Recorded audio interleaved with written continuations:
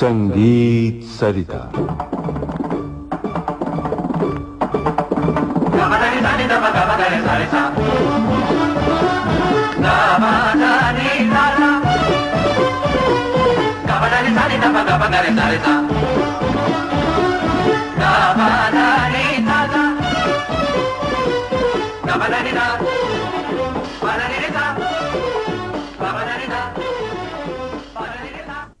आज से हम शुरू कर रहे हैं एक श्रृंखला घुंघरू की तरह। इसमें हम आपको सुनवा रहे हैं सिने जगत के सुप्रसिद्ध संगीतकार, गीतकार और गायक रविंद्र जैन से प्रसिद्ध लेखक और गीतकार राजेश जौहरी की बातचीत। प्रस्तुत है इस श्रृंखला की पहली कड़ी। संगीत सरिता के सभी संगीत प्रेमियों को राजेश जौहरी का नमस्कार। संगीत सरिता कार्यक्रम वो मंच है जहां आते हैं हिंदुस्तान के मूर्धन्य कलाकार। ये वो कलाकार होते हैं जिनके लिए संगीत न सिर्फ एक इबादत है बल्कि जिंदगी का दूसरा नाम भी। आज ये मंच सुशोभित है ऐसे व्यक्ति से जिनका व्यक्तित्व विविध विधाओं में बिखरा है और निखरा है। मैं परिचय दे रहा हूं हमारे देश और हमारे फिल्म उद्योग के लब्ध प्रतिष्ठित कवि, गीतकार, गायक और संगीतकार रविंद्र जैन साहब का। दादा से जुड़े हैं वो गीत जो अपने जन्म से ही दीर्घायु पाते रहे। आपको याद है ना, घुंघरू की तरह बजता ही रहा हूं मैं। फिल्म का गीत होने के बावजूद इस गीत का साहित्यिक तत्व आज भी सृजनकारों के लिए प्रेरणा है। जब दीप जले आना, एक डाल पे तोता बोले, तेरा मेरा साथ रहे, दूर है किनारा, राम तेरी गंगा मैली, हर हंसी चीज का मैं तलबकार हूं, गीत गाता चल, और अनेक ऐसे ही गीत जो मन पटल पर दर्ज हैं। महान कलाकार रविंद्र जैन साहब का संगीत सरिता में होना उतना ही महत्वपूर्ण है जितना विविध भारती में संगीत सरिता का होना। विविध भारती की ओर से, संगीत सरिता की ओर से दादा का स्वागत करते हुए मैं आपको नमस्कार बोलता हूं। नमस्कार दादा। नमस्कार राजेश, और संगीत सरिता में अवगाहन करने वाले तमाम श्रोताओं को नमन करता हूं। राजेश का सवाल है कि मैंने दोनों पक्षों को कैसे संभाला। तो पहले तो मैं ये कहूंगा कि मैंने दोनों पक्षों को नहीं संभाला है बल्कि दोनों पक्षों ने मुझे संभाला। गीत इस तरह बचपन से मेरी जिंदगी में शामिल हो गए कि मेरा परिवार साहित्यिक रहा है। मेरे पिताश्री संस्कृत के बड़े विद्वान थे और बड़े भाई साहब साहित्य को डील करते थे, साहित्य में साहित्य रत्न वगैरह कर रहे थे और उनकी तमाम किताबें, उनसे रचनाएं सुनता रहता था। क्योंकि मैं खुद ज्यादा नहीं पढ़ सकता था, मुझे डॉक्टर की तरह से पढ़ने को बिल्कुल मना था, मेरी आंखों की रोशनी कम होने की वजह से। लेकिन सुनता रहा हूं, उनसे घंटों बैठ के सुना है। और जहां जहां अंत्याक्षरी कहीं होती थी वहां कोई अगर मुझे कुछ याद नहीं आता था तो कुछ ना कुछ जोड़ना शुरू कर देता था, और वहां से ही ये जोड़ने का सिलसिला पंक्तियों का शुरू हो गया। और चूंकि अलीगढ़ का हूं इसलिए हिंदी और उर्दू और ब्रिज भाषा तीनों जबानों का वहां संगम है और उनका समावेश मेरे जीवन में बचपन से ही हो गया। चूंकि मैंने शास्त्रीय संगीत की शिक्षा ली है विधिवत और गायक बनना चाहता था, लेकिन इसमें मुझे संगीतकार बनाने में मैं आकाशवाणी को जिम्मेदार मानता हूं। क्योंकि इस पे जो प्रोग्राम्स होते थे क्लासिकल के, वो सुन सुन के मैं ये समझ गया था कि मैं इनसे अच्छा नहीं गा सकता हूं, तो मैं अपनी दिशा बदल दूं, और कंपोजिशन का काम तभी से शुरू कर दिया मैंने। और इस तरह धीरे धीरे दोनों विधाएं मेरे साथ हो गई, संगीत और गीत। यूं भी अगर हम संगीत से गीत को निकाल दें तो संगीत सूना हो जाएगा, सिर्फ सा रह जाएगा, लेकिन साथ से संगीत शुरू होता है। सा अपने आप में बहुत महत्वपूर्ण है। सा पे मैं आपको आगे चल के एक रचना सुनाऊंगा जो शलज पे ही आधारित है। फिल्मी गीतकार में इस तरह बन गया कि जब कलकत्ते से यहाँ आया तो मेरे पास जो धुनें थी उन पे लिखने के लिए और कोई यहाँ के राइटर्स नहीं मिलते थे, गीतकार नहीं थे। जो मैंने टूटे फूटे बोल कहे हुए थे वही हमारे राष्ट्रीय प्रोडक्शंस वालों ने, सीपी साहब ने, राधे श्याम जी ने पसंद किए और उन्हीं को रिकॉर्ड कर लिया, और वो चूंकि चल पड़े तो मुझे गीतकार भी मान लिया गया। दादा, संगीत और गीत की एक नई परिभाषा दी आपने, कितना उपकार किया आपने इस विधा पर। जैसा आपने कहा कि आपके घर में साहित्य का माहौल रहा, आपके पिताश्री, आपके बड़े भ्राता, जी हाँ, उसका प्रभाव आप पर पड़ा, लोकधुनों का प्रभाव आप पर हुआ, आपने आकाशवाणी के कार्यक्रम सुने और उससे प्रभावित होते रहे। जी हाँ। तो मैं ये जानना चाहता हूं कि जब आप बंबई में आए, आपका सबसे पहला गीत फिल्म उद्योग में और किस फिल्म के लिए, किसने गाया और किस तरह उस गीत का जन्म हुआ? मेरा पहला फिल्मी गीत जो रिकॉर्ड हुआ वो हमारे हरदिल अजीज और मैं ये कहूँगा कि आवाज़ के एकमात्र धनी आदरणीय रफ़ी साहब, जिन्होंने 14 जनवरी 1972 में पहला गीत रिकॉर्ड किया मेरे लिए। शायद 71 था, एक साल में कहीं भूल रहा हूँ, इतने दिन हो गए हैं, लेकिन गीत याद है मुझे। वो गीत नारी सिपी साहब की फिल्म सिलसिला है प्यार का शुरू करने जा रहे थे, जो एक शायर की कहानी थी। तो वो फिल्म तो नहीं बनी, लेकिन वो गीत अभी तक यूं का यूं ही पड़ा हुआ है। वो गीत फिल्म में नहीं आया किसी में, लेकिन आपको मैं चाहूंगा कि उसका मुखड़ा सुना दूं, जरूर, ताकि लोगों को याद रहे, सनद रहेगी आकाशवाणी में। माना के तेरे होंठ मेरा जाम नहीं है,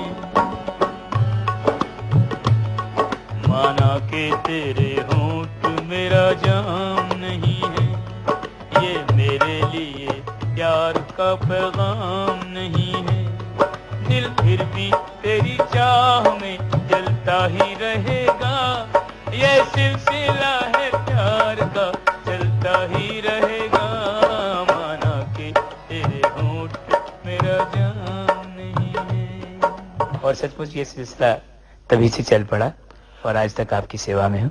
और इस तरह हमारे फिल्म उद्योग को रविंद्र जैन नाम का एक महान अध्याय मिला, एक महान संगीतकार और गीतकार मिला।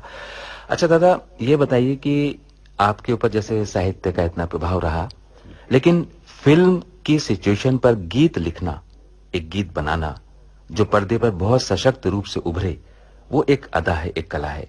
इस अदा और कला के बारे में आप क्या कहना चाहते हैं? मेरा फिल्म में कंपोजिशंस का जो अपना मेरा ढंग है वो ये है जी, मैं पूरी कथा पहले सुनता हूँ, उसकी कहानी क्या है, चरित्र क्या है, वहाँ का वातावरण क्या है, किस प्रदेश की कहानी है, प्लेन्स की है, पहाड़ों की है, जमीन की है, गांव की कहानी है, उन कैरेक्टर्स के मैनेरिज्म क्या है, उनके हाव भाव क्या हैं। तो मैं वहां से रविंद्र जैन को हटा देता हूं और उसी कलाकार को जीता हूं जो उस फिल्म में जो पात्र है। वाह वाह, आपकी सफलता के बहुत आगे आकर एक गीत आपकी पहचान बन गया। जैसे मैंने शुरू में कहा, घुंघरू की तरह बजता ही रहा हूं मैं। इस गीत का क्या परिप्रेक्ष्य है, क्या इस गीत का अभिप्राय है, इस गीत की बैकग्राउंड क्या है, इस गीत का आधार क्या है, इसका जन्म कैसे हुआ, ये गीत के बारे में बताएं और एक गीत सुनाएं। ये मैं जैसे आपसे अर्ज किया कि फिल्म सिलसिला है प्यार का सिबिसा बनाना चाहते थे और वो एक शायर की कहानी थी जी। तो शायर जो है फिलोसोफर भी होता है और बाद में तो ये गीत फिल्म चोर मचाए शोर में इसलिए लिया गया कि सबको बहुत पसंद था जी, शशि जी को पसंद था और हमारी जो हीरोइन है मुमताज उनको पसंद था, सीपी साहब को पसंद था। और ये इसका बैकग्राउंड जो आप जानना चाहते हैं वो ये, मैं जहाँ जैसे कि मैंने आपसे अर्ज किया कि कलकत्ते चला गया था, मैं शायद आपको नहीं बताया, कलकत्ता अलीगढ़ से जब मैंने वहाँ की शिक्षा संगीत प्रभाकर तक की करके जी कलकत्ता इसलिए गया कि मुझे बांग्ला म्यूजिक बहुत फैसिनेट करता था बचपन से ही। गुरुदेव की रचनाएं, टैगोर की, उनको जानने के लिए कलकत्ते गया और ये एक उन्हीं की रचना का एक भावांश है जो आप सुनते हैं घुंघरू की तरह। वाह। तो ये सिर्फ एक मैंने उसमें से एक प्रेरणा ली, हमेशा मैंने कभी नकल नहीं करना चाहा, बल्कि प्रेरणा तो कोई ना कोई होती है, कहीं ना कोई सोच जरूर होता है और आइडियल होता है हर एक का कुछ ना कुछ। बिल्कुल, ये एक उनकी रचना थी। মন দেওয়া নেওয়া অনেক করেছি, মরেছি হাজার মরণে, আমি নুপুরের মতো বেজেছি চরণে চরণে। वाह वाह वाह। तो किशोर दा ने गाया और बहुत खूबसूरती से उन्होंने ये गीत गाया। किशोर दा को ढूंढने में बहुत टाइम गया, मुझे डेट नहीं देते थे, तो किसी ने कहा कि एक बार वो लड़का आया है कलकत्ते से, उसको तुम सुन लो, सुनो तुमको अच्छा लगे तो गाना। तो मेरी रिकॉर्डिंग फिक्स हो गई थी 18 फरवरी को। ये सेकेंड रिकॉर्डिंग थी मेरी। तो किशोरदा बॉम्बे लैब में सुबह 9 बजे आ गए। तब मैंने काम शुरू ही नहीं किया था। तब मैं भी पहुंचा ही था। तो कहने लगे रिकॉर्ड करने से पहले मुझे सुना दो, तुम क्या गाना रिकॉर्ड करना चाह रहे हो। तो मैंने जब उनको मुखड़ा सुनाया तो अंतरा सुनाई नहीं। कहने लगे बस तुम आराम से अभी इंस्ट्रूमेंट वगैरह अपने बैलेंस करो, मैं यहाँ बैठा हूँ, गाना मुझे याद करा दो और तुम्हारा गाना गा के ही जाऊंगा। घुंघरू की तरह बजता ही रहा हूँ मैं, घुंघरू की तरह बजता ही रहा हूँ मैं। कभी इस पग में कभी उस पग में बंधता ही रहा हूँ मैं, घुंघरू की तरह बजता ही रहा हूँ मैं।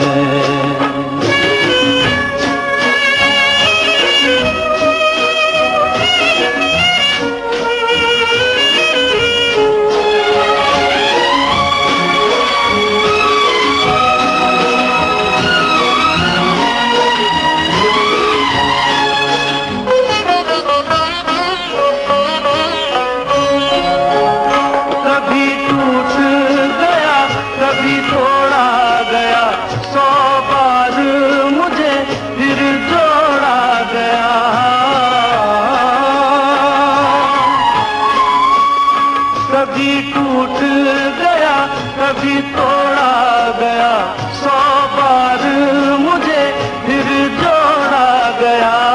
यूं ही लुट लुट के और मिट मिट के बनता ही रहा हूँ मैं, घुंघरू की तरह बजता ही रहा हूँ मैं।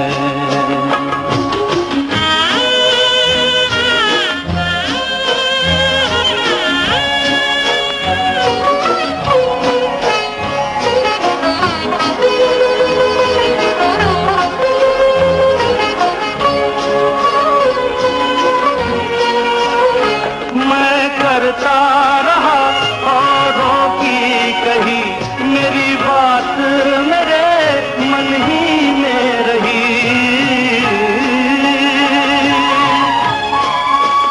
मैं करता रहा औरों की कही, मेरी बात मेरे मन ही में रही। कभी मंदिर में कभी महफिल में सजता ही रहा हूँ मैं, घुंघरू की तरह बजता ही रहा हूँ मैं। अपने संगीत से पत्थर नहीं पिघले न सही, बावरा मैं भी हूँ संगीत में बैजू की तरह। वाह वाह। पहले मैं कहता था, अब मेरे लिए कहते हैं लोग, ये वही है कि जो बजता रहा घुंघरू की तरह। ये गीत तो रविंद्र जैन नाम के उस कलाकार का परिचय और उसका आध्यात्मिक अध्याय बन गया है। कौन चाहेगा आपसे विदा लेना, लेकिन समय है कि आपसे विदा ली जाए और कल फिर इसी कार्यक्रम में आपसे मिला जाए। घुंघरू की तरह आज से आरंभ है इस श्रृंखला की पहली कड़ी में आपने सुना सिने जगत के सुप्रसिद्ध संगीतकार, गीतकार और गायक रविंद्र जैन से प्रसिद्ध लेखक और गीतकार राजेश जौहरी की बातचीत का पहला भाग। घुंघरू की तरह कार्यक्रम के इस श्रृंखला में आज हम आपको सुनवा रहे हैं सिने जगत के सुप्रसिद्ध संगीतकार, गीतकार और गायक रविंद्र जैन से प्रसिद्ध लेखक और गीतकार राजेश जौहरी की बातचीत।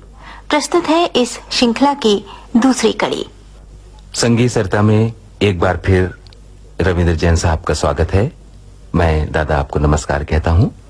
मैं बहुत बहुत धन्यवाद करता हूँ आपको दोबारा बुलाने के लिए और सबको प्रणाम करता हूँ।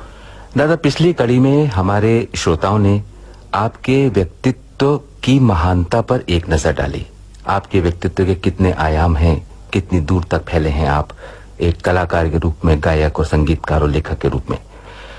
आज हम बात करते हैं आपके संगीत में जो फोक संगीत का समावेश हुआ है। लोक संगीत जो है, भारतीय लोक संगीत, विभिन्न प्रांतों का संगीत जी, उसके बारे में हम जानना चाहते हैं कि आपने अपने फिल्मी गीतों में प्रांत प्रांत के संगीत को डालकर फिल्मी गीत को दूर दराज तक कैसे पहुंचाया और क्या विधा थी वो? ये जो लोक संगीत की हम बात कर रहे हैं हमारे जीवन में इतना महत्वपूर्ण है कि खासतौर से हिंदुस्तान की बात मैं कर रहा हूं कि जब हमारा जीवन शुरू होता है उससे पहले से उसकी जो धुनें हैं आपको गर्भ से ही आपकी कान में डाल दी जाती हैं। जब बच्चा पैदा होता है उसकी तो है ही बहुत सारी धुनें, जब अलग अलग सोहर और चीजें आप सुनते हैं, उससे पहले के संस्कारों में भी आपको सुनने को मिलता है जिसको आप बाद में भी सुनते हैं। और शास्त्रीय संगीत जो कि सीखने से ताल्लुक रखता है, लेकिन लोक संगीत जो है वो आपको विरासत में मिलता है। और मैं चूंकि अलीगढ़ से मेरा संबंध रहा, अलीगढ़ में पैदा हुआ हूँ, तो वो ब्रिज भाषा का भी वहाँ उतना ही प्रभाव है उस क्षेत्र पे। ब्रिज भाषा ही बोलते हैं लोग और उर्दू बोली जाती है, हिंदी उर्दू का मिला जुला माहौल है। तो मैं वहीं से शुरू करता हूँ कि कहाँ से हम लोगों ने किस तरह मैंने वहाँ की धुनों को इस्तेमाल किया है अपने गीतों में। जी, अपने गीतों जी जी। तो सबसे पहले मैंने ये ब्रिज का जो फोक इस्तेमाल किया। मैं अपने परिचय में एक पहले छोटा सा मुखड़ा आपको सुनाता हूँ। जी, फोक पे सुना रहा हूँ। जी जी। मैं ब्रिज को रसिया ब्रिजवासी, मैं ब्रिज को रसिया ब्रिजवासी, मेरो मन कान्हा को दास, आत्मा राधे की दासी। मन कान्हा को दास, आत्मा राधे की दासी। हृदय वृंदावन में डोले, हृदय वृंदावन में डोले, मेरी सांस सांस राधे कृष्णा, राधे कृष्णा बोले। मैं ब्रिज को रसिया ब्रिजवासी, मैं ब्रिज को रसिया ब्रिजवासी। ये हमारी लोक धुन है ब्रिज की जी, और बोली भी वही है जी। और मेरी आपने शैली भी इसमें समझ ली होगी कि मैं किस तरह उसका इस्तेमाल करता हूँ। बहुत ही सुंदर। तो ये इसी तरह हमारे यहाँ मल्हारे हैं। देखिए पीलू में ही है ज्यादातर चीजें, सब ब्रिज का जो फोक है ना, पीलू और काफी, इसी में ज्यादातर बातें हैं।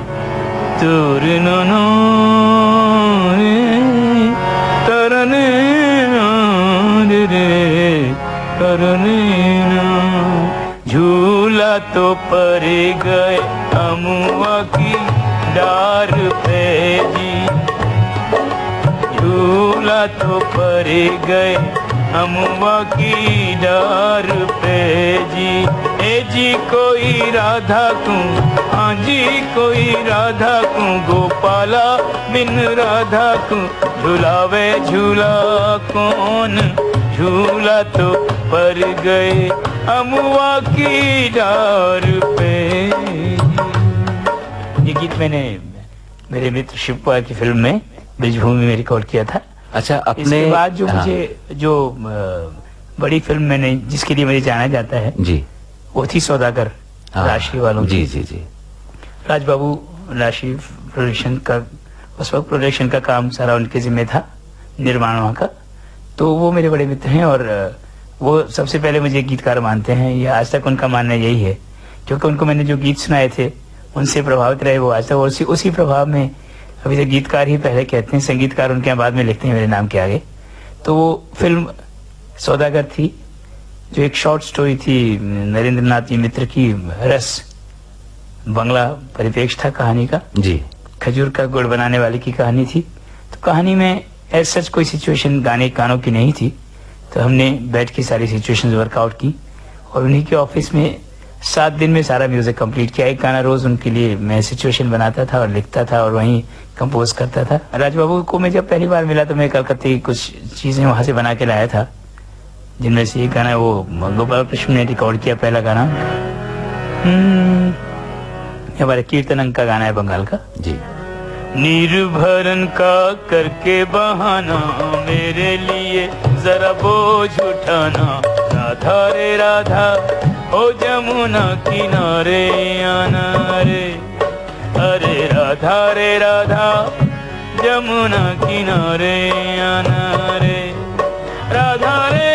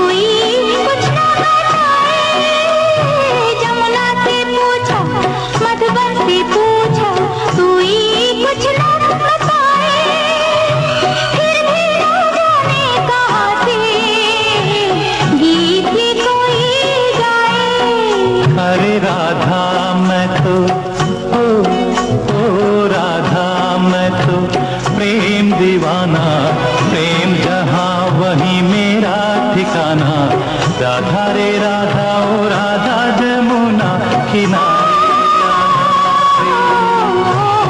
भेद हमारा सबने है जाना, अब न चलेगा कोई बहाना। कान्हा रे कान्हा, ओ कान्हा बांसुरी अब न बजाना रे। अरे राधा रे राधा। वाह वाह, टिपिकल वाह, बंगाल हाँ है। टिपिकल बंगाल। और भटियाली जो वहाँ का बहुत माझी गीत नाव खेने वालों का गीत है, जी। वो मनाता ने बहुत अच्छा, बड़ा सुंदर गाया है। और मैं अभी भी उस गीत का जो भाव है उसको मानता हूँ कि अभी तक मेरा भी किनारा बहुत दूर है, क्योंकि संगीत अनंत है। इस प्रोग्राम का नाम तो संगीत सरिता है, लेकिन संगीत सचमुच एक सागर है।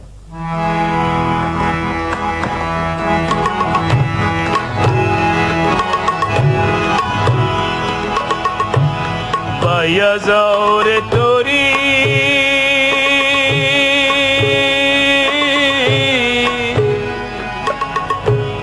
बाया जाओ रे तोरी, ए दे हो तोरी यार माझे आमार भांगाना माझी। बाया जाओ रे, दूर है किनारा,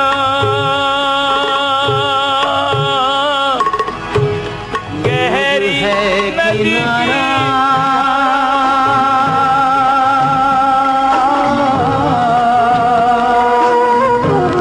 दूर है किनारा,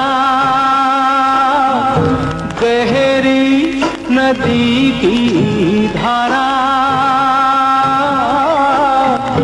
टूटी तेरी नैया माझी। खेते जाओ रे ये नैया, खेते जाओ रे, दूर है किनारा।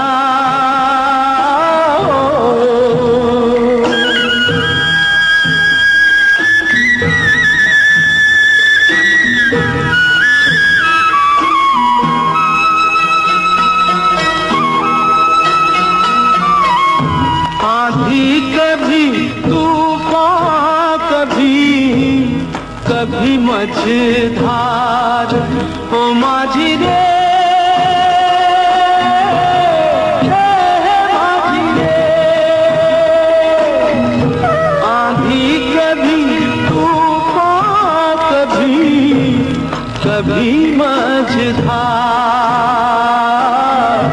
जीत है उसी की जिसने मानी नहीं हार। माझी खेते जाओ रे, दूर है किनारा।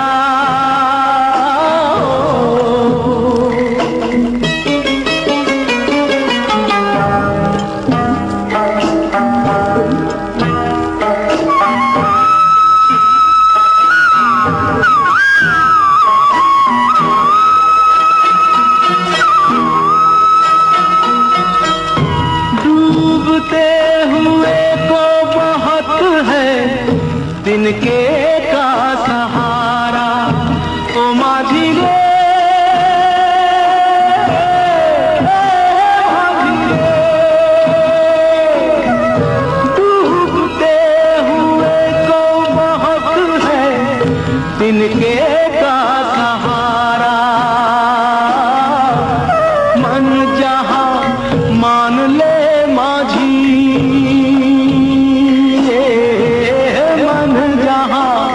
मान ले माझी, वही है किनारा।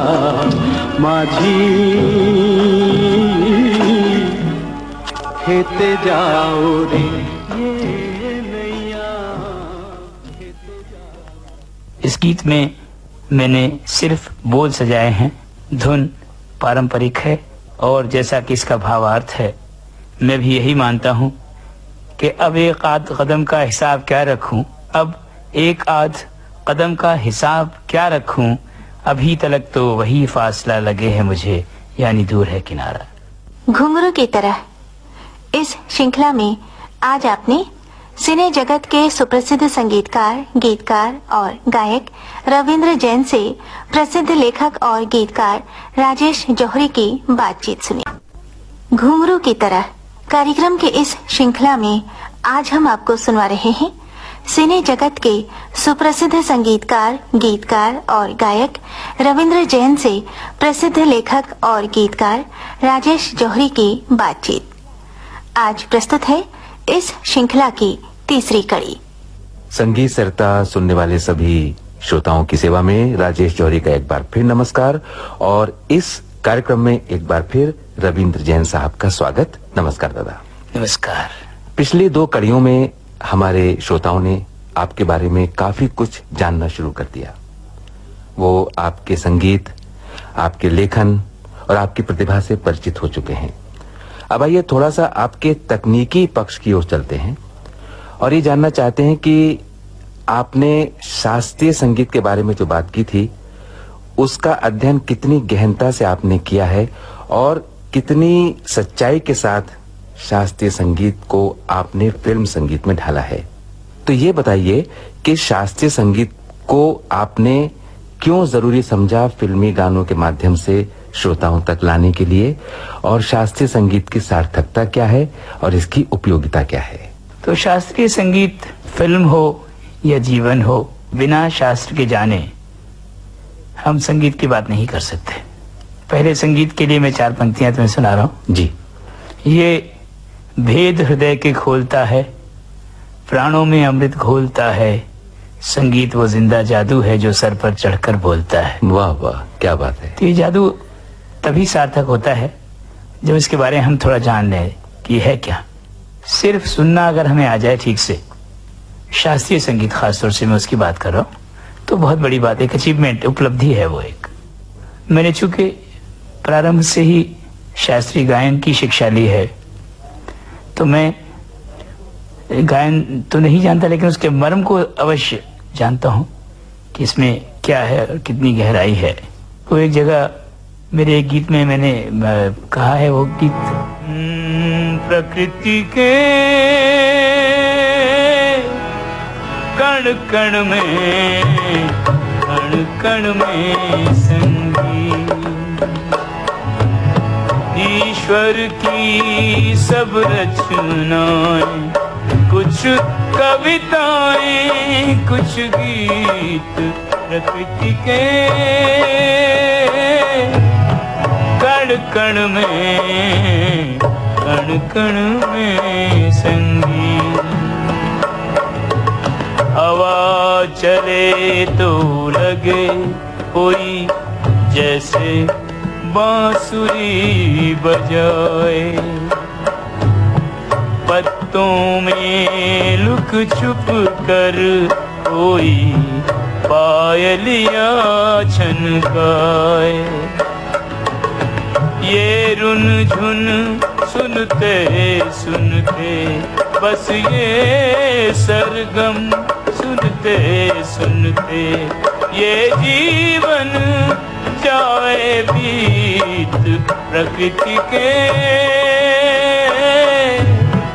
कण कण में, कण कण में संगीत।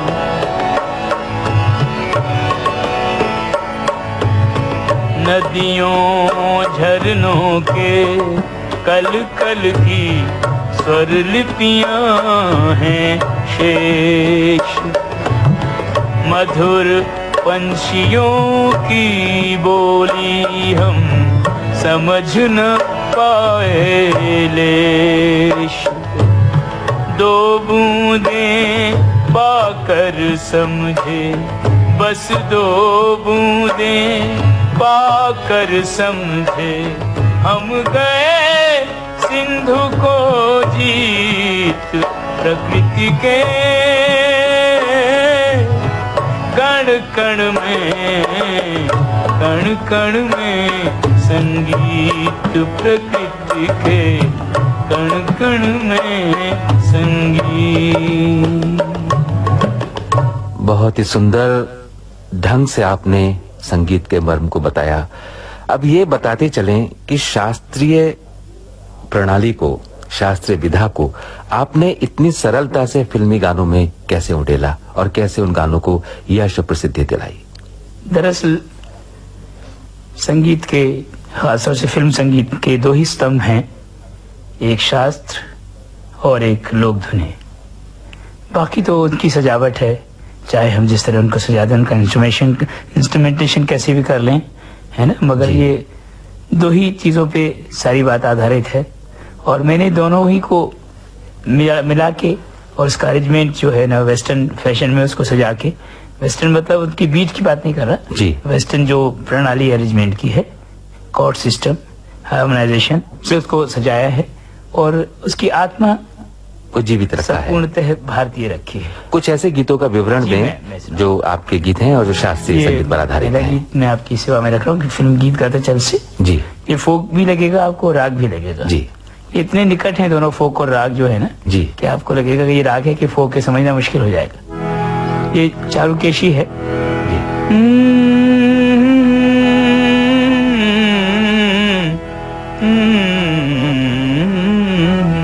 वाह वाह। रेनी सगम ग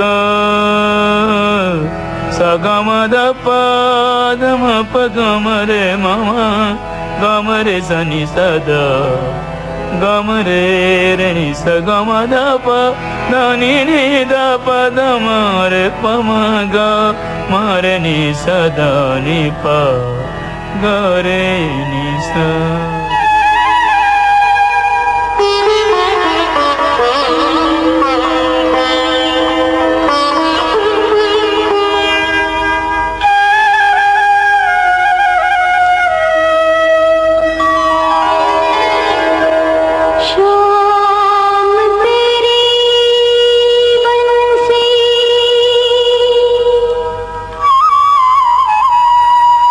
पुकारे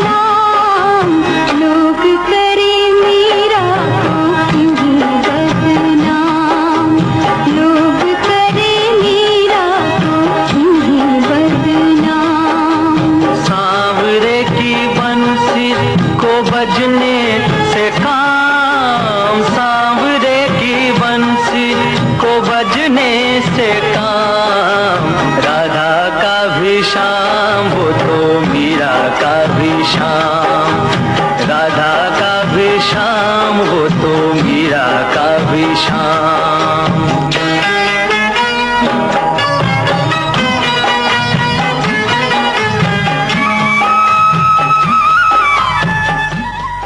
दादा, इसी संदर्भ को आगे बढ़ाते हुए हम कुछ ऐसे और गीतों के बारे में जानना चाहते हैं जो शास्त्रीय संगीत पर आधारित हैं, मगर उनका जन्म उस पर्टिकुलर राग में क्यों किया आपने?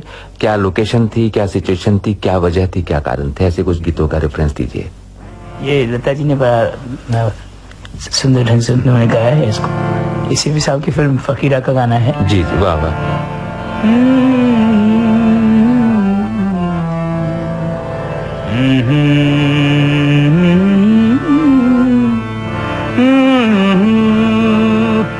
क्या धुन इसमें यार रोशन साहब ने बनाई थी। वाह वाह, इस राग में मुझे ख्याल दादा कौन सा राग है ये?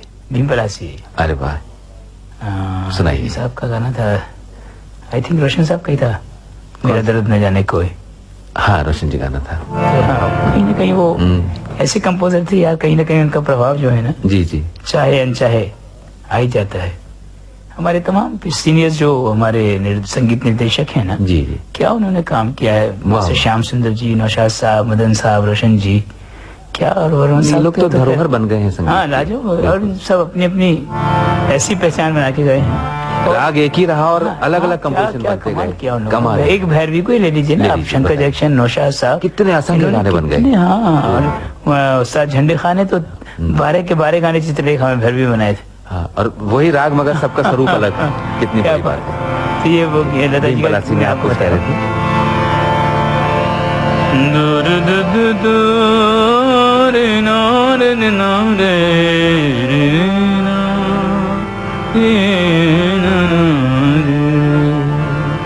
गम बनी निसा निसा गारे सारे निदा मदनी सानी पगमारे निसा रे रे गमारे निसा गम पनी सानी द पद म प गमा म प।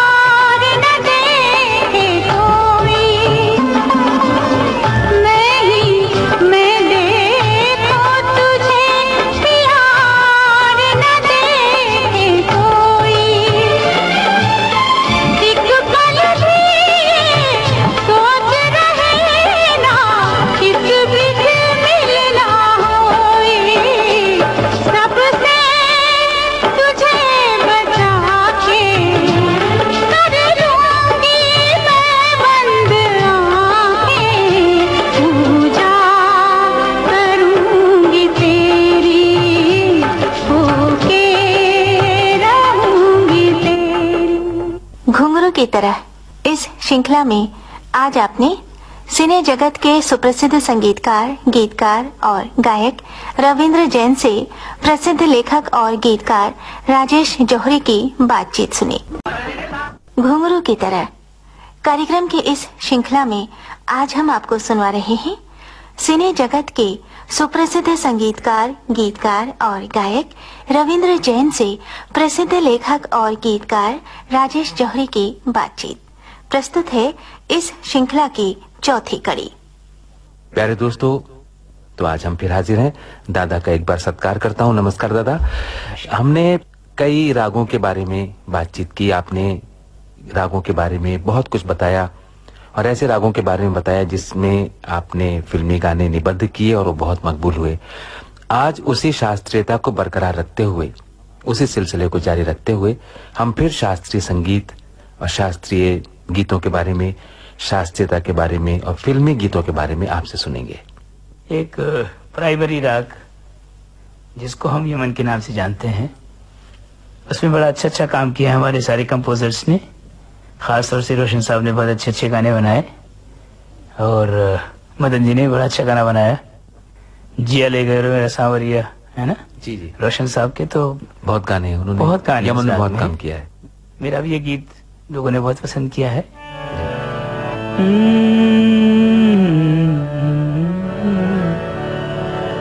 निर्गा रे मग परे रे रे मदा मग रे सरनि पसरनि दगरे सनिर्गा मदनि नि मदनि ससा परे रे सपम रे मग सगरे निदगरे सा। इस पूरे राग में, इस पूरे गाने में जहाँ मुखड़ा खत्म होता है वहाँ सिर्फ मैंने मध्यम चेंज किया, लेकिन क्या उससे रंगत आई है नहीं।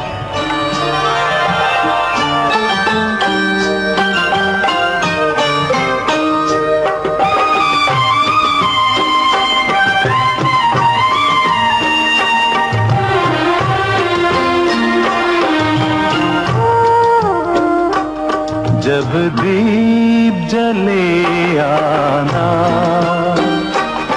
जब शाम ढले आना, जब दीप जले आना, जब शाम ढले आना, संकेत मिलन का भूल न जाना, मेरा प्यार ना बिसराना। जब दीप जले आना, जब शाम ढले आना।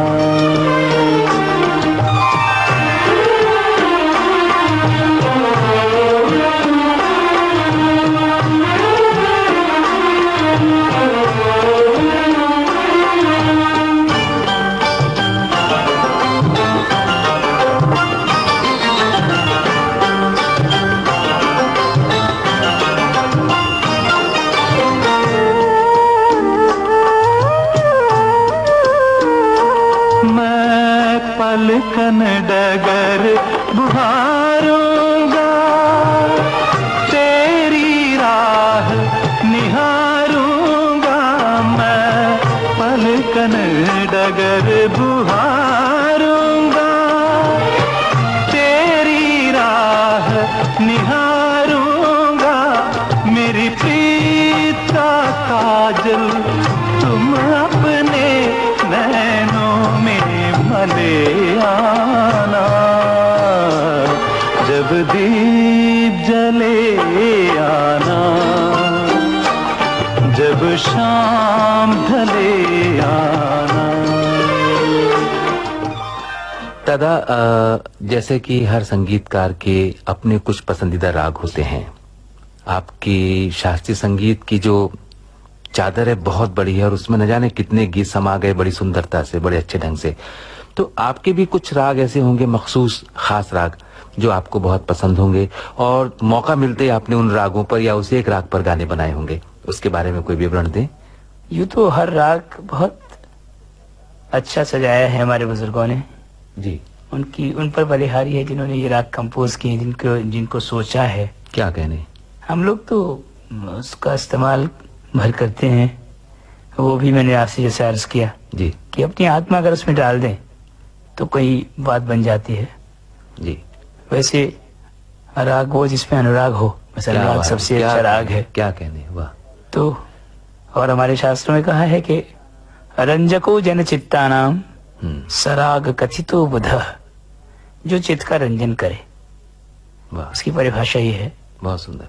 ऐसे मुझे माइनर कॉर्ड्स के राग जो है ना, नोट्स के पसंद है ज्यादा। जैसे बहुत सारे उसमें है, कई राग जो इस तरह के हैं ना, जो माइनर नोट्स में है। भैरवी थाट के बहुत सारे राग हैं, भैरव थाट के अपने राग जो है ना जी, वो बड़े अच्छे अच्छे हैं। उधर पूर्वी थाट के राग हैं, वो सब बड़े सुंदर सुंदर राग। उनकी उनमें एक अजीब, उसमें एक आकर्षण है और एक ठहराव है। लेकिन अब फिल्मों में चूंकि हमें न्याय करना पड़ता है चरित्रों के साथ, हाँ, सिचुएशंस की भी अपनी दरकार होती है। लेकिन अब कोई ऐसा गीत सुनाइए जो आपने शास्त्रीय संगीत पर आधारित किया हो और आपको पसंद हो। आशा जी ने मेरे गीत गाया है, वो आजकल बहुत लोग उसको, शायद तमाम कलाकार गाना चाहते हैं। वाह, जरूर।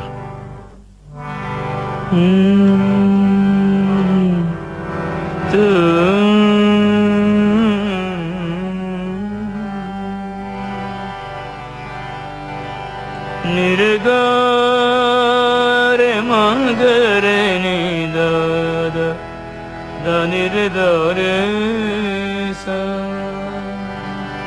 गरे गम पा गम गरे गरे नी दानिर नि दानि दप्पा पारे। ये तो मैंने पंचम इसमें मारवा थाट में लगाया है, लेकिन उससे बड़ी खूबसूरती आ गई इसमें। साथी रे भूल न जाना मेरा प्यार, सानी धनी रे रे नी नी दा दा पा सानी रे गा मा गा पा मा गा रे गा रे नी दा नी दा दा नी दा पा रे सा।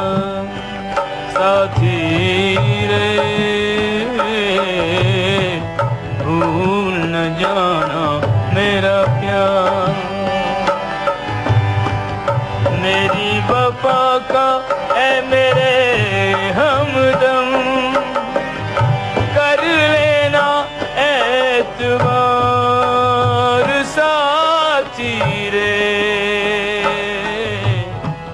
भूल न जाना मेरा प्यार, साथी रे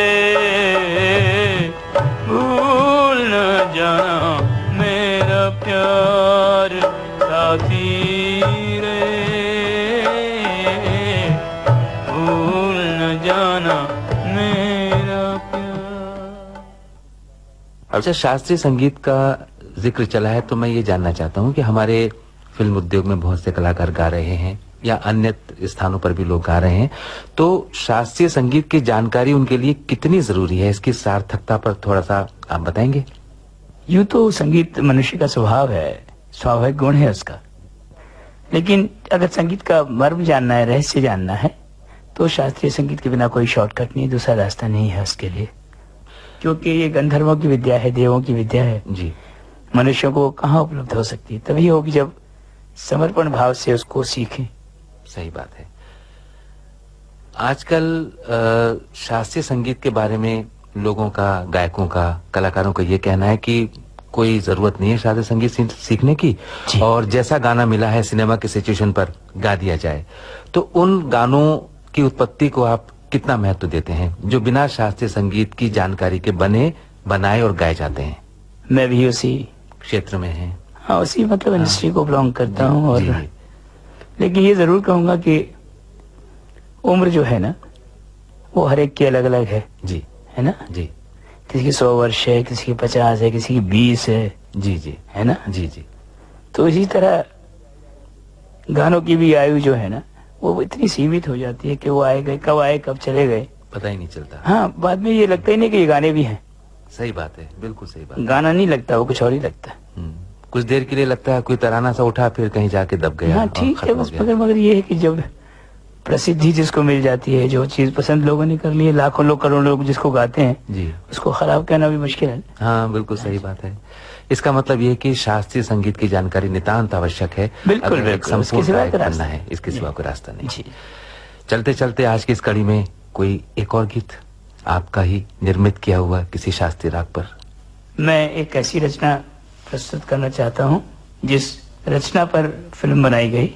श्री राज कपूर जी ने ये गीत सुना और इस पे कहानी सोची, इसके आधार पे कहानी का ताना बना हुआ।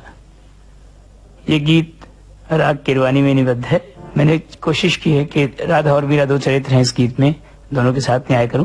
साहित्यिक पक्ष भी इसका अच्छा बन पड़ा है।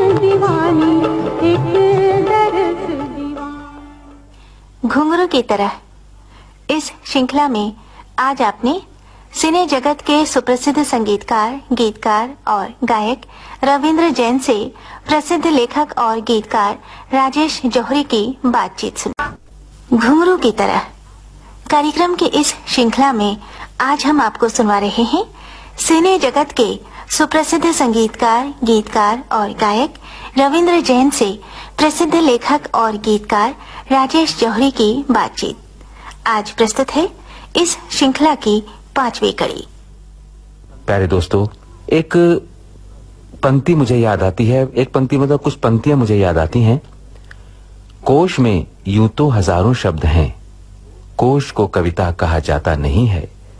काव्य उस अनुभूति का सम्यक प्रकाशन, बिन कहे जिसको रहा जाता नहीं है। वाह।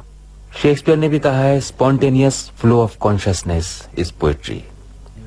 प्यारे दोस्तों, रविंद्र जैन साहब का गायन पक्ष और संगीत निर्देशन का पक्ष जितना सशक्त है, उतना ही सशक्त है उनका लेखन। दादा एक बहुत अच्छे दर्जे के साहित्यिक प्रतिभाशाली कवि और गीतकार हैं। इनकी प्रतिभा में कई बातें जुड़ गई हैं। चूंकि दादा लिख नहीं पाते हैं, दृष्टि मंद है, फिर भी ईश्वर ने इनको इतनी संपदाओं और प्रतिभाओं से नवाजा है कि ये स्पॉन्टेनियस वहीं के वहीं तुरंत वातावरण और माहौल को महसूस करके कविता कह देते हैं। ऐसे कवि बहुत कम होते हैं और मैं ये कहते हुए बिल्कुल भी नहीं हिचकिचाऊंगा कि आज की श्रेणी के कवियों में रविंद्र जैन साहब कवि के रूप में बहुत ऊंचे हैं। आपके लेखन के बारे में आपके अनुभव के साथ कुछ जानना चाहते हैं। मुझे साहित्यिक मेरी अभिरुचि बहुत, जैसे मैंने आपसे बताया, प्रारंभ से ही है जी। लिख कितना पाया हूँ वो तो नहीं कह सकता, लेकिन सुना बहुत अच्छा है। हम थोड़ा सा पीछे मुड़ के देखते हैं तो ऐसे ऐसे कवि हैं, ऐसे लोगों ने रचनाएं की हैं कि बस आदमी पढ़ता रहे। मैं ये मानता हूँ उम्र बहुत कम है ऐसी कलाओं को, ललित कलाओं के लिए, तो जितना ज्यादा से ज्यादा हम पढ़ लें, सुन लें, वही हमारी उपलब्धि है। मैं थोड़ा बहुत जो कहता हूँ वो, जैसा कि आपसे बताया, अलीगढ़ एक तो उसमें फाउंडेशन में अलीगढ़ मौजूद है। फिर कलकत्ते गया, टैगोर का उनको पढ़ा, सुना, बहुत साहित्य पढ़ा टैगोर जी, बहुत अच्छे वो तो क्या कहें, लाजवाब लोग हैं। आज आप कविता के किसी मोड़ पे खड़े हो जाइए, गुरुदेव आपको वहां मिलेंगे। शिलालेख हैं वो लोग, शिलालेख, बिल्कुल। फिर वहाँ के कंपोजर काजी नजरुल इस्लाम और डीएल राय, बड़े बड़े विशेष लोग, कमाल के लोग हैं ये। जी जी। तो उन वहां से मुझे जो गढ़ा गया है, उन सब चीजों ने गढ़ा है। तो मैं सिर्फ इतना कहता हूँ कि आज हम जो कुछ कहें, कम से कम ऐसा कहें कि उन लोगों को शर्मिंदगी ना हो। उनसे अच्छा तो नहीं कह सकते, लेकिन उनको शर्मसार ना होना पड़े हमारे इतनी अच्छी बात कही आपने। हम चाहते हैं कि आपकी सृजन की हुई कुछ रचनाएं हम अपने श्रोताओं को सुनाएं और आपके काव्यात्मक हुनर का भी दर्शन करें। फिल्मों में तो आपने महसूस किया कि मैंने हमेशा उन गीतों की ऊंचाई देना चाहिए। ऐसे लफ्ज लाया हूँ, संकेत है, और इस तरह के जल जो जग न होता तो ये जग जाता जल, जी, अलंकारों का प्रयोग है। सजना है मुझे सजना के लिए। और बल्कि मैं यहाँ यूं कहूंगा कि आपने फिल्म और साहित्य को बहुत नजदीक लाने की कोशिश की है, जिसमें आप सफल हुए हैं। तो कुछ अपनी रचनाएं आप मैं आपको सुनाता हूँ। पीछे एक मेरी किताब शाया हुई थी गजलों की, जी, उजालों का सिलसिला, उसमें से एक गजल के 2-3 शेर आपको सुना रहा हूँ। इरशाद। उफ ये सफर तवील, ये छालों का सिलसिला, उफ ये सफर तवील, ये छालों का सिलसिला, उफ ये सफर तवील, ये छालों का सिलसिला, उस पर मिजाज पूछने वालों का सिलसिला। क्या बात है, वाह वाह। उस पर मिजाज पूछने वालों का सिलसिला, हम ही ना अपनी कैद से बाहर निकल सके। क्या बात है, वरना कहाँ नहीं है उजालों का सिलसिला। वाह वाह वाह वाह वाह। वरना कहाँ नहीं है उजालों का सिलसिला। इंसान को सारी उम्र फिराता है दर बदर, 2 रोटियों का चारने वालों का सिलसिला। क्या कहना है, इसमें तो आपने पूरा दर्शन डाल के रख दिया दादा। वाह। इसमें बहुत सारी गजलें हैं, नज़में हैं। कुछ और इरशाद करें। एक हिंदी की कुछ रचनाओं का संकलन स्वागत है, अभी निकालना चाह रहा हूँ। उसमें से एक गीत आपको सुना रहा हूँ, और उस गीत की विशेषता यह है कि वो गीत मेरी जीवन संगिनी दिव्या जो है वो इसी गीत से प्रभावित होकर जीवन में आई। सौदागर की रिलीज पे मुझे मिली थी, लेकिन उसके मेरा साहित्यिक पक्ष उसको बहुत पसंद था।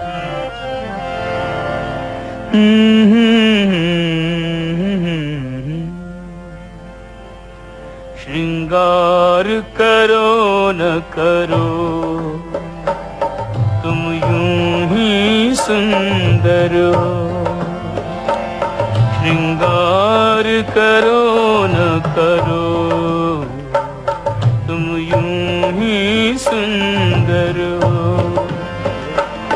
धरती पर रहती हो पर गगन से ऊपर हो,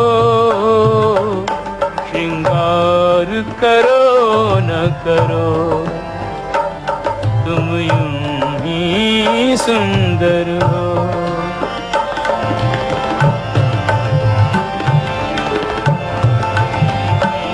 तन की अभिलाषा तो मन की कमजोरी है, जो चमक पे मरती है तुम नहीं चकोरी है। मैं जंग लगा लो हाँ, तुम पारस पत्थर हो, श्रृंगार करो न करो, तुम यूं ही सुंदर हो। दादा, आपके इतने सुंदर गायन और इतनी सुंदर शब्द रचना से ऐसा लगता है कि इस सृष्टि को बनाने वाला जरूर कहीं ना कहीं है, जिसने आप जैसा प्रतिभा संपन्न कलाकार इस धरती पर उतारा।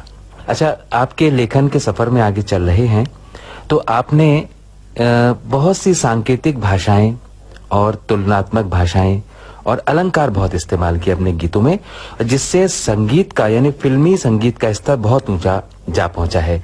कुछ ऐसे गीतों के बारे में जानकारी दें जिसमें आपने कई उपमाएं और कई अलंकार इस्तेमाल किए हैं और कॉमर्शियली भी वो गाने बहुत हिट हुए हैं। सबसे पहले वो सौदागर में आशा जी का गाया हुआ गीत सजना है मुझे सजना के लिए। वाह वाह वाह, क्या उपमा है। एक शब्द के 2 या 2 से अधिक अर्थ। भूषण जो भी रस के कवि हैं, आपने उनको जरूर पढ़ा होगा। जी जी। ऊंचे घोर मंदिर के अंदर रहनवारी, ऊंचे घोर मंदिर के अंदर रहती हैं। वाह वाह। 3 वेर खाती थी सो 3 वेर खाती हैं, नगन जड़ाती थी सो नगन जड़ाती हैं। तो इसी तरह का प्रयोग इस गीत में है।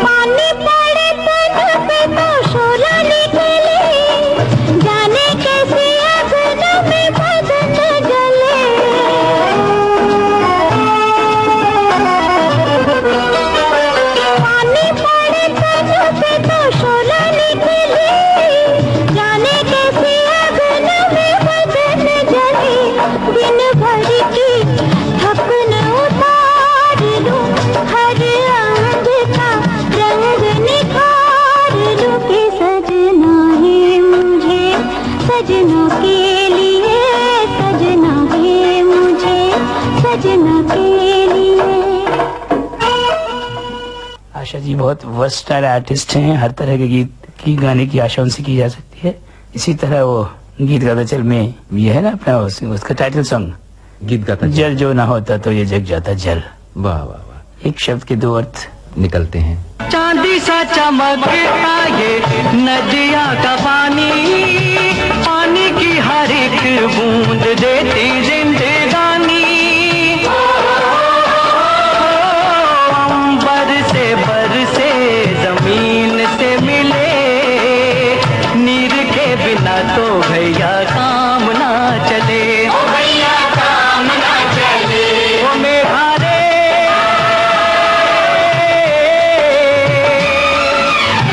जल जो न होता तो ये जग जाता जल।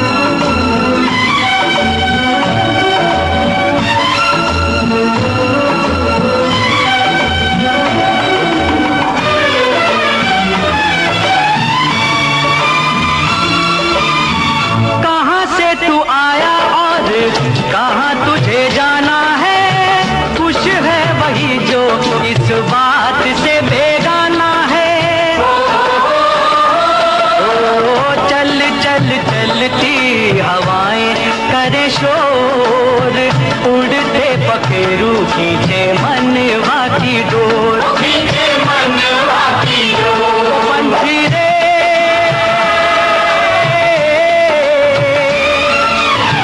पंछियों के पंख लेके हो जा तू ओझल,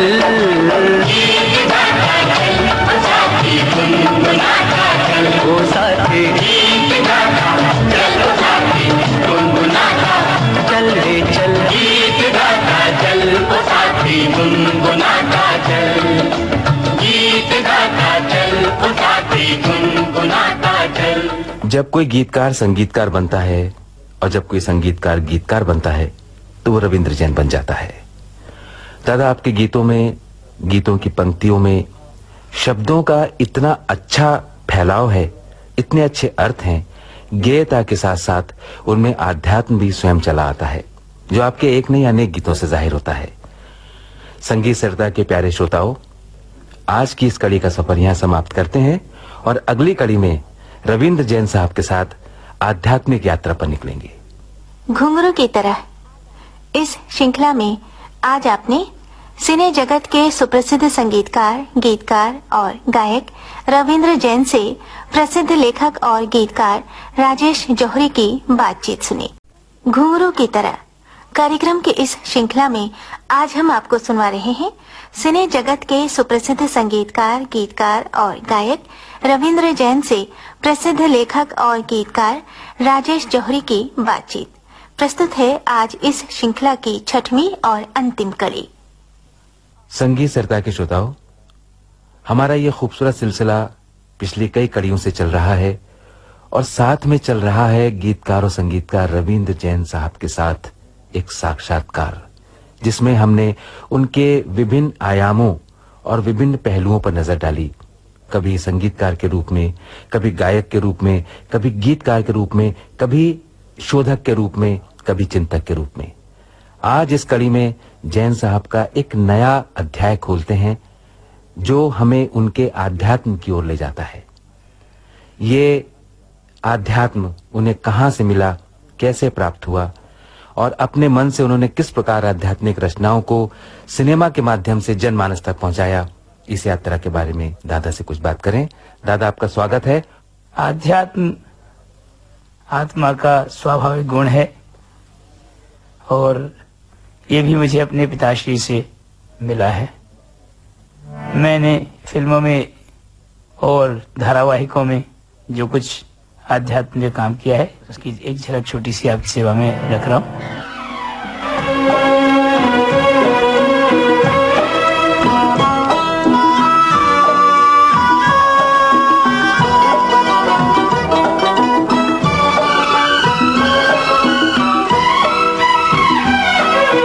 जाते हुए ये पल छिन क्यों जीवन लिए जाते, जाते हुए ये पल छिन क्यों जीवन लिए जाते।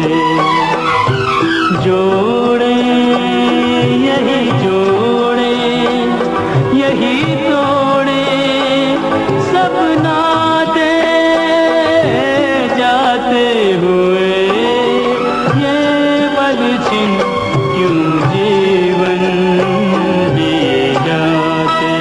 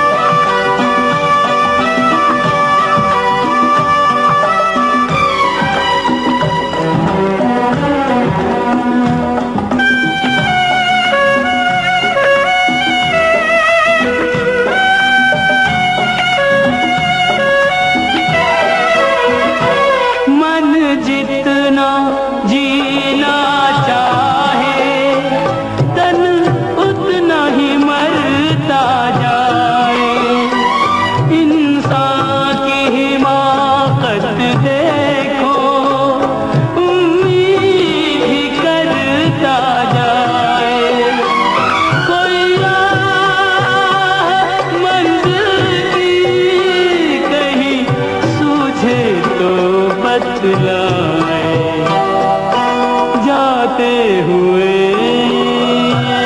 पल छिन क्यों जीवन दिए जाते। जैसा आपने कहा कि ये आध्यात्मिक उजास आपको आपके पिताश्री से प्राप्त हुआ, आपके संस्कारों से मिला, इसके साथ साथ क्या कुछ ऐसे कवि भी हैं जिनकी रचना का प्रभाव आपके मन पटल पर पड़ा हो और जिन्होंने आपकी आध्यात्मिक प्रवृत्ति को आगे बढ़ाया हो? वास्तविक बात तो यही है कि मैं जो कुछ कह रहा हूँ उसमें हो सकता है शब्द या काफिया रदीफ कुछ अलग हो, लेकिन बात सब उन्हीं लोगों की, वही लोग बोल रहे हैं। बहुत अच्छी बात है। और कोई आध्यात्मिक रचना आपने कुछ पद भी संगीतबद्ध किए हैं और लोगों को एक अजीब सा मतलब अजीब वातावरण से हटा के आध्यात्म तरफ लाई हैं आपकी रचनाएं। कुछ और कुछ सुनाए दादा। मंगल भवन अमंगल हारी द्रवहु सुदशरथ अजर बिहारी। राम सिया राम जय जय राम। राम सिया राम जय जय राम।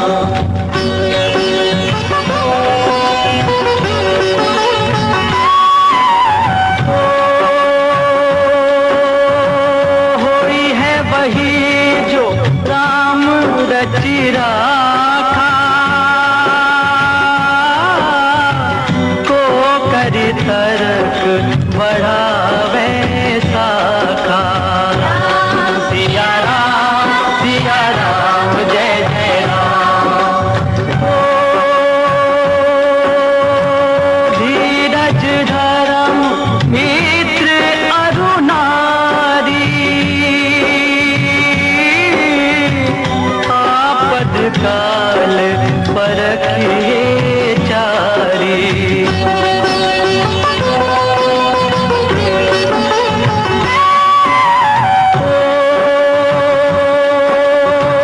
जेहि के जेहि पर सत्य स्नेहु सोते ही मिले न कछु संदेहु।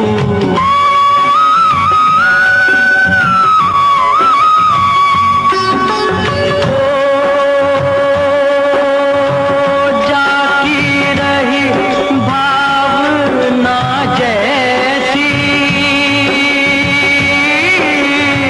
प्रभु मूर्ति देखी तिन तैसी।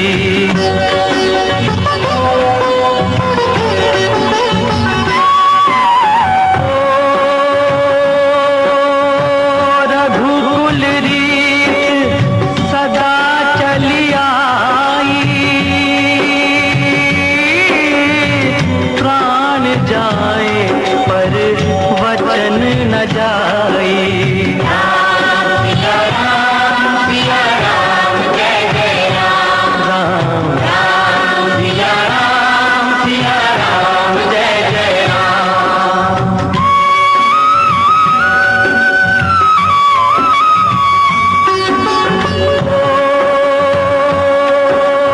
हरि अनंत हरि कथा अनंता,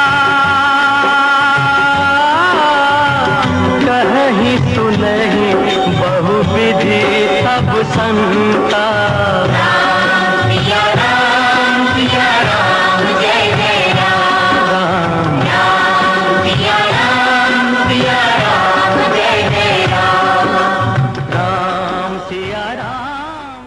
दादा, संगीत सरिता के सफर में आपके साथ चलने के साथ मैंने एक बात पाई है कि आपके अंदर जो स्पॉन्टेनियस काव्य रचने की क्षमता है वो बड़े कमाल की है। न जाने कैसी आध्यात्मिक और वैचारिक शक्ति है जिससे आप तुरंत कविता कह देते हैं, काव्य रच देते हैं। इस बारे में कुछ बताएंगे? मैं सिर्फ अपने आप को उस माहौल के हवाले कर देता हूँ और वहां से जो कुछ फूट पड़ता है उसे गा देता हूँ।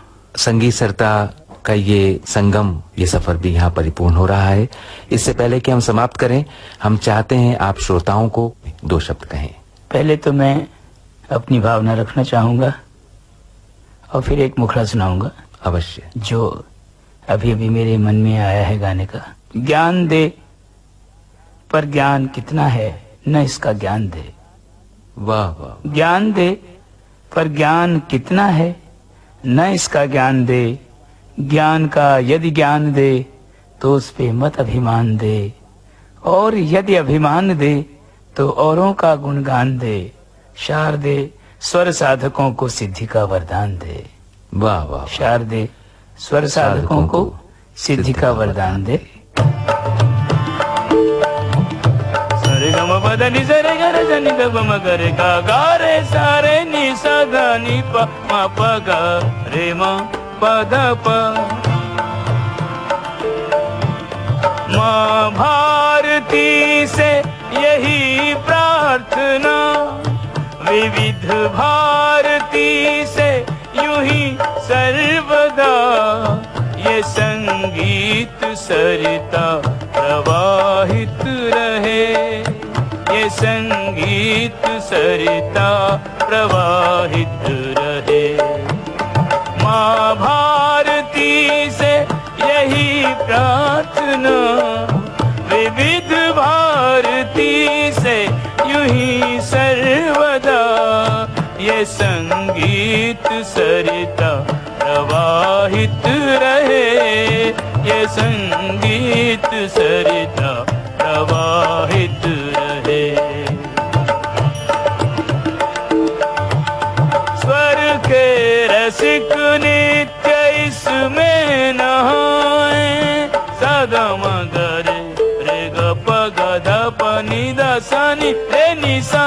स्वर के रसिक नित्य इसमें नहाए। सुख शांति संतोष आनंद पाए। सुख शांति संतोष आनंद पाए। सबके हृदय में संगीत ऐसे रहे। सबके मन में संगीत ऐसे। तन में जो आत्मा समाहित रहे, प्रवाहित रहे। ये संगीत सरिता प्रवाहित रहे। गा रहा हूँ आज मैं आकाशवाणी के लिए। ये बड़ा सन्मान है मुझ तुच्छ प्राणी के लिए। सबकी कला प्रोत्साहित रहे। यूं ही सबकी कला प्रोत्साहित रहे। ये संगीत सरिता प्रवाहित रहे। ये संगीत सरिता प्रवाहित रहे। दादा, आपका बहुत बहुत धन्यवाद देते हैं यहाँ आने के लिए और हमारे असंख्य श्रोताओं को लाभान्वित करने के लिए। मैं राजेश जौहरी आपसे विदा लेता हूँ और आपको धन्यवाद देता हूँ। घुंघरू की तरह इस श्रृंखला में आज आपने सिने जगत के सुप्रसिद्ध संगीतकार, गीतकार और गायक रविंद्र जैन से प्रसिद्ध लेखक और गीतकार राजेश जौहरी की बातचीत सुनी। विविध भारती के संग्रहालय से प्राप्त इस कार्यक्रम की प्रस्तुतकर्ता रूपाली रूपक। गा